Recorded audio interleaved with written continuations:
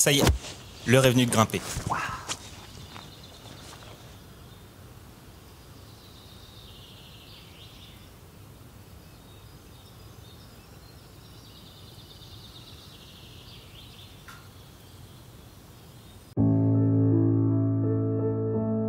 Si tes rêves, ils ne te font pas peur, qu'ils ne sont pas assez grands, si tu as cette envie de faire quelque chose, pourquoi pas essayer?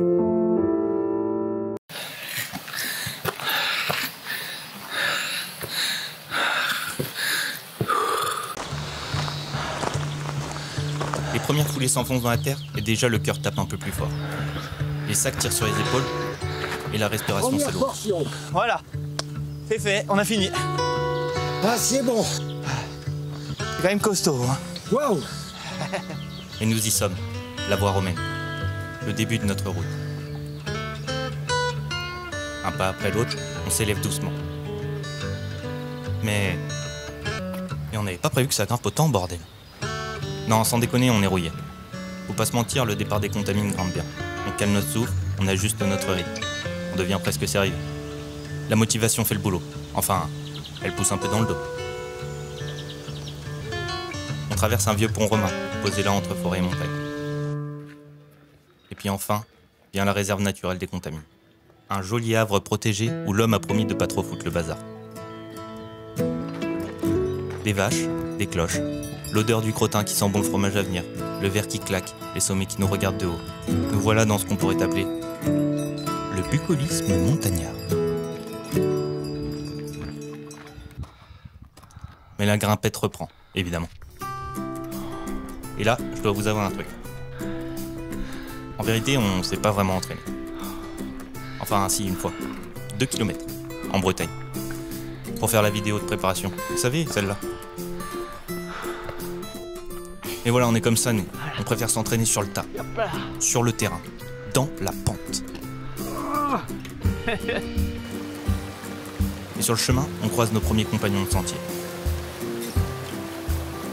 On se salue d'un regard complice, mi-souffle court, mi-sueur partagée.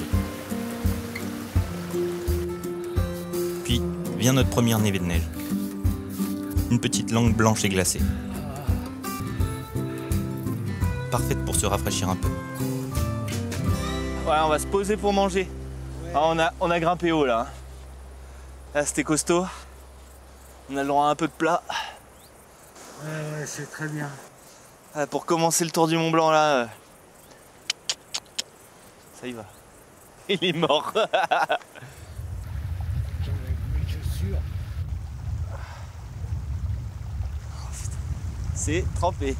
Vas-y, essaye de le tordre là, voir.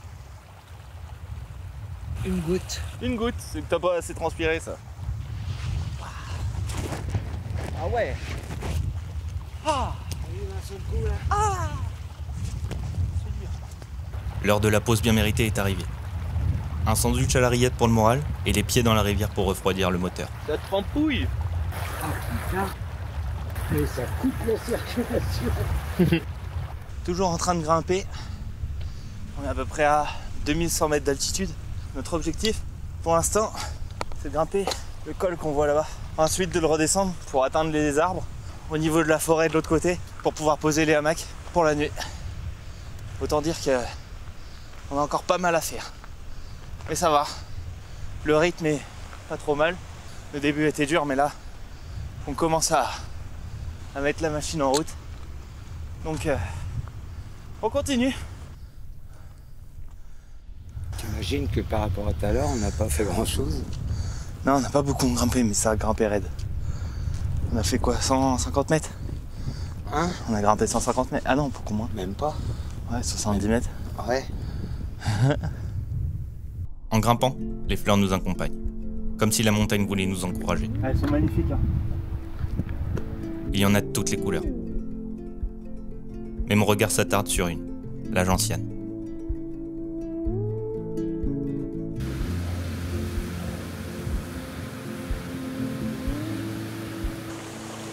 La neige est de plus en plus présente.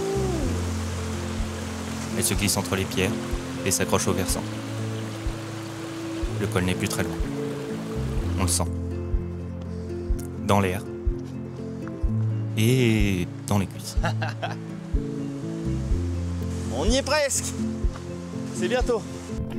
Le col à 2005. On est mort. Et il faut encore qu'on descende.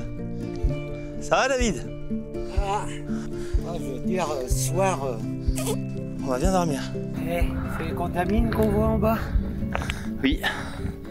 Tout là-bas, il y a les quotas. Et ça, c'est fait. Enfin, il reste quelques mètres quand même. On va aller voir d'ailleurs ce que ça dit là-haut. Waouh! Magnifique.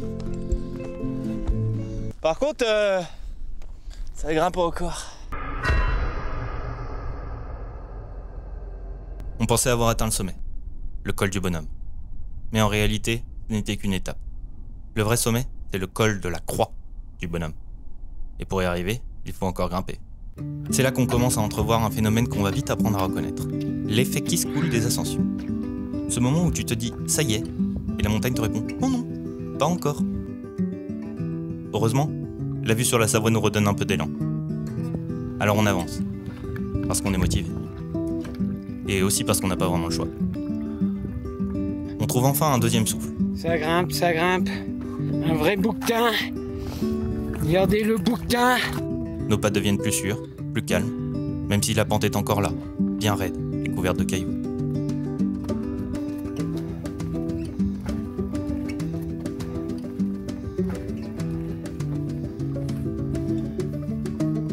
Là, ça va, c'est plat.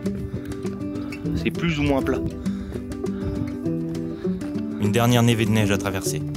On croit arriver au col, mais non, toujours pas. C'est juste un faux plat.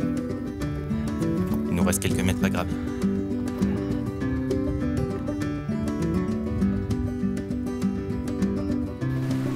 Les derniers efforts sont un peu techniques, mais on s'en sort.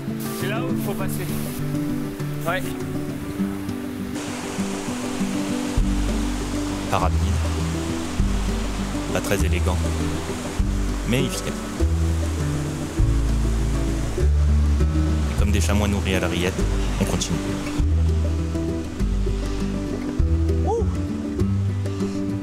Ah là, ça grimpe pas mal. Mais en fait, c'est quand même kiffant. Et puis ça y est, On y est! enfin. Et là, ce coup-ci, on y est vraiment. J'espère. Le col de la Croix du Bonhomme. Après 1120 mètres de grimpette, on peut enfin prendre la pause à côté de ce tas de cailloux mythiques. David, en bon artisan du bâtiment, ajoute sa pierre à l'édifice. Littéralement. Bon, on a fait le col du bonhomme. Le col du bonhomme. Et puis maintenant, on va descendre. Comme des tafioles. Comme... C'est rigolo. Bon, ça suffit. Oui. On savoure notre effort. Quel bonheur cette aventure. Je sais pas combien il y a de route, mais... Allez, pas le temps de rester là à faire les stars. Le soleil descend et nous aussi. Il faut rejoindre la forêt pour planter le camp avant la nuit. Petite descente de 1000 mètres de dénivelé. Ce soir, on va essayer de se trouver un petit 3 arbres pour se mettre le hamac, pour au moins se poser et dormir un peu quand même. On va juste piquer un peu les cuisses. C'est quand même super joli. La descente se fait bien. Les jambes déroulent, les pas sont plus rapides. Presque joyeux. On respire mieux. On regarde tout. Et me monter une fois, Mais pas 15. pas qu'un, Descendre. Pour remonter. pour redescendre. Pour remonter. Bon, allez, on arrête. On va se tuer. J'ai peur de demain. Les courbatures qu'on va se taper, ça se trouve. On va pas bouger demain. Arrête. Mais faut le dire franchement, la descente, ça tue les jambes aussi. Une douleur différente, sourde, qui s'invite dans les genoux comme un petit rappel discret. Mais bon, bientôt l'arrivée. Alors on s'accroche. En boitant un peu, mais heureux. Nous voilà arrivés au Chapieux. Journée numéro 1. On peut voir le temps. 27,5. De quoi? On a fait que 27 km. Que? C'est lourd. Moi je vais lui y aller. Ouais, ça va. On part en quête d'un spot pour nos hamacs. Après notre dernière galère d'installation, on voulait faire mieux. Résultat, Du coup, moi j'ai pris des panneaux parking. C'est pas optimal, hein. Mais vas-y, on n'a pas le choix. Et là, il y a David qui est en train de s'installer entre deux pauvres arbres au milieu du champ. J'espère que ça va le faire pour lui aussi. Mais là, on est mort. Là, il faut qu'on se pose. mais la bergère débarque. Elle nous dit que ce sera pas possible. Alors on s'excuse et on remballe. Finalement, on trouve 3 sapins parfaits, un peu plus loin. Une logistique compliquée avec la fatigue, mais on s'en sort. Et c'est pas trop mal. Derrière à manger. Et on se met derrière à manger. Ouais, compte rendu de la journée. Rendu fatigant. 30 km. Avec tous nos entraînements qu'on a fait avant, au top. En gros, 2 km. Mais ça va, hein. En vrai, on a tenu le bon rythme. Bah, Jérôme a fait 30 km aujourd'hui. 30 km, hein. Faire attention à ses jambes. On a croisé un militaire qui s'est fait une entorse. Terminé pour lui le tour du Mont Blanc. Donc nous, on fait gaffe. Et là, on se tape un petit cassoulet. J'ai la dalle. Il a faim, il a faim. Donc là, on mange, on va dormir. Et on verra les courbatures demain. Content d'être arrivé quand même. Et d'aller dormir. Il y a eu du beau paysage. C'était magnifique. Mais là, juste manger, dormir. Bon voilà, on vient de dormir au Chapieux. Et là, on se dirige sur Courmayeur ce matin. Il est 7h. On a pas trop mal dormi. David mieux que moi, j'ai l'impression. J'ai dormi comme un bébé. Moi, j'ai dormi comme un ado. Il faisait un peu froid cette nuit. Vous voyez, ce matin, on a quand même mis quelques couches par rapport à hier. Et au niveau des dégâts corporels, ça va.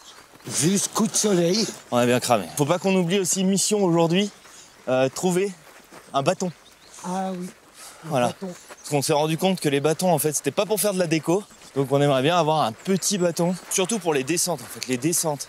En fin de journée, quand t'as grimpé toute la journée et qu'il faut descendre. Maman, comment ça nous a fait mal. Un petit peu. Ouais, laisse tomber. Le couteau suisse, les gars. Le couteau suisse. Bon, on a compris la leçon. Les bâtons, c'est essentiel. Et face au prochain col qui s'annonce, on décide de prélever la nature pour s'équiper. Des branches de noisetiers, taillées sur place. Et elles nous accompagneront tout le long du chemin. Bon, pour toute branche qu'on coupe, vous inquiétez pas, on replantera des arbres en Bretagne. Mais là, franchement, ça va nous sauver. Ah, on va être vachement mieux. Pas mal. Et c'est bon, on a nos bâtons. On est prêts. Ça peut aider. Ah bah oui. Notre troisième jambe, elle est là. Ah, c'est mieux là. On avance mieux avec un bâton. Ah bah ouais. On de route encore. Chante avec moi, David. On de route encore.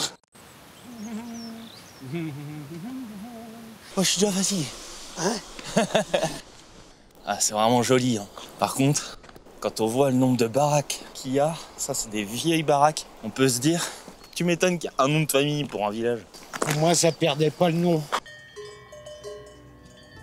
Le tintement des cloches de vache nous annonce l'arrivée de la ville des glaciers.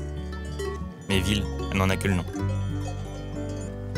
C'est juste quelques bâtiments posés là, dans la vallée, sous le regard tranquille de l'aiguille des glaciers. L'été, les vaches montent ici pour produire un Beaufort d'alpage unique. On dit que le coup change selon le versant où elles broutent. Et quelque part, c'est pareil pour nous. Selon où l'on passe, on garde pas tout à fait la même saveur. Mais ici, on est plutôt pas mal. On s'arrête à l'ombre là, vite fait. Là, on vient des Chapieux et on va au refuge des motets. L'ascension du deuxième col nous attend. Le col de la Seigne.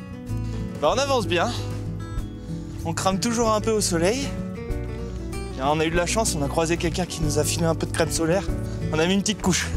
Puis nos bâtons, en vrai, ça fonctionne super bien. Du coup, David en a fait un deuxième. On peut marcher à 2 bâtons.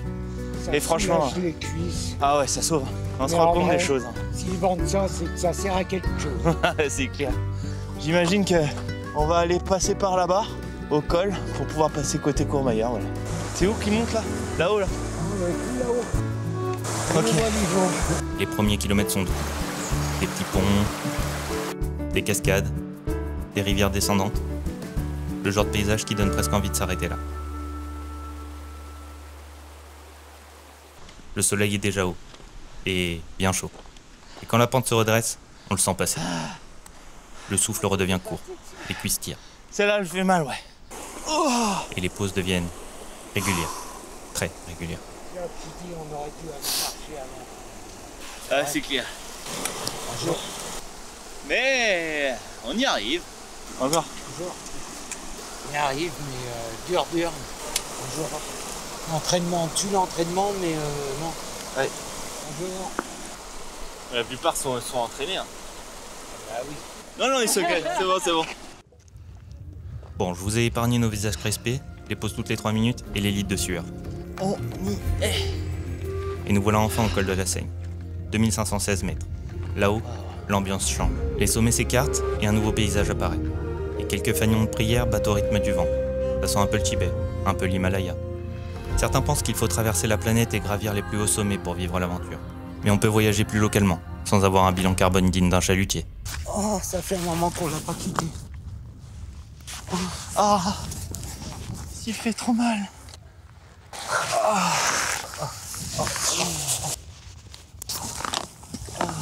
Oh, les chaussures. Ah ouais.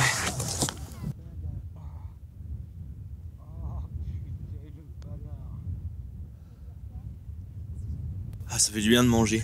Et au menu, des lentilles froides et du saucisson. Super dur. Du saucisson super dur. Petit café soluble, tranquille, mais également, pour se donner du courage, le petit coup de gnôle. Jugez pas, c'est notre sirop du pays. Gnôle bretonne. Et chin. Et chin. Ça fait oublier qu'on a mal aux pattes. Une médecine ancestrale héritée de la tribu de Dana. Je déconne. C'est de la gnôle. Bon, on est reparti, mais changement de look, parce que j'ai pas envie d'avoir le front qui pèle. C'est fraîchi. Du bonbon à la mangue, et puis on repart. La descente reprend. Enfin, pardon. La discesa riprende. Et oui, on est en Italie. Tu vois, j'imagine que le lac, il est au niveau des sapins là-bas, je pense. Il n'y a plus un panneau, plus un refuge en vue. Juste du paysage, brut, presque sans trace humaine.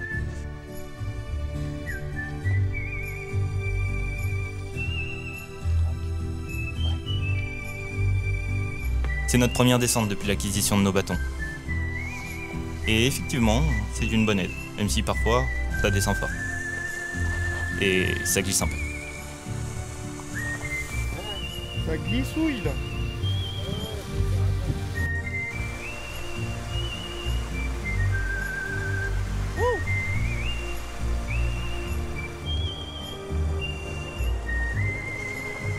Allez, je fais le ouf. Je fais le ouf. Je fais le ouf. Wouh. Mes genoux commencent à râler doucement. Et je commence à penser à un truc que j'aurais jamais pensé dire. Je crois que je préfère quand ça monte.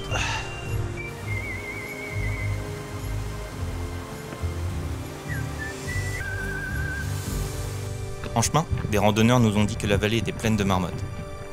Alors, forcément, on scrute le moindre rocher, en quête d'un sifflement. L'appel de la marmotte.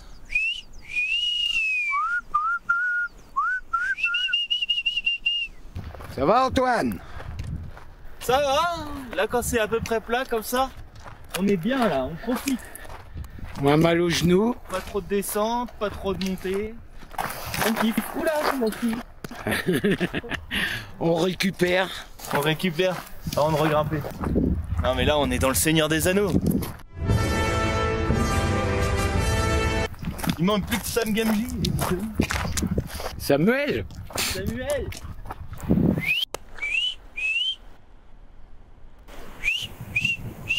Marmotte. Toujours à la recherche des marmottes. Hein. On entend des sifflements mais on sait pas si c'est des marmottes. Alors on guette. Tu la vois?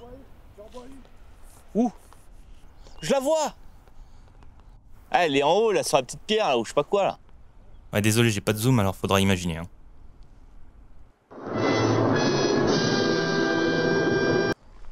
On a passé le reste de la descente à la recherche de d'autres petites habitantes des lieux. Et on a eu le droit à quelques apparitions. Le sentier devient plat. On marche sur des terrains dignes de la topographie du nord de la France. Et nos jambes nous disent... Je bats me comme chaud. Pardon. Une nouvelle surprise ne tarde pas. Car là, blotti dans le creux de la montagne, se dresse un glacier. Le glacier de l'Allée Blanche. Premier glacier. Et là, franchement, c'est magnifique. Un des titans de glace habitant le Mont Blanc. Et à son pied, d'anciens refuges, usés par le temps, presque oubliés. Ils semblent veiller encore, comme des témoins d'un autre monde. Qu'est-ce que c'est beau. C'est tout le temps beau, en fait. Bon, l'expression n'a jamais été aussi vraie, mais là, je crois qu'on peut le dire. Dernière ligne droite. On va aller dormir là-haut. La rando brasse. La rando crawl. La rando papillon. Le temps de peaufiner 2-3 techniques de marche et nous voilà déjà au bout du chemin.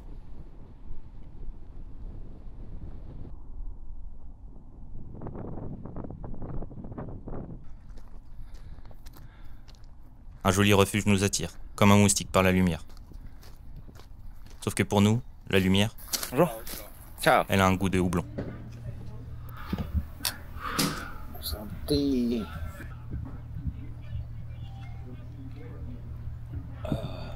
Bon, on finit la bière.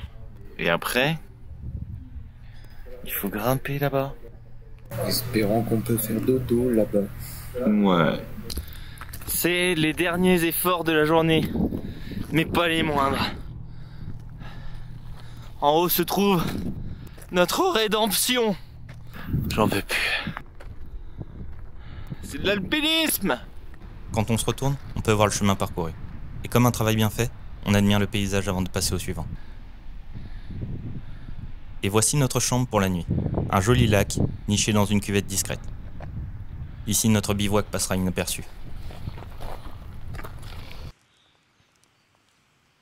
Petite boîte de sardines de la récompense.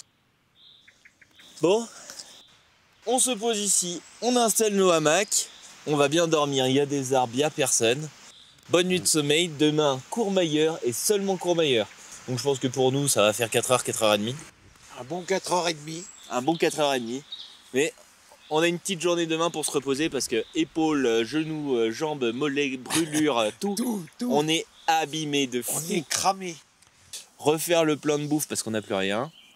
Ouais. Acheter de la sardine. De la sardine. La sardine est pas mal. Hein. Sardine, pain de mie, c'est quand même la bonne solution.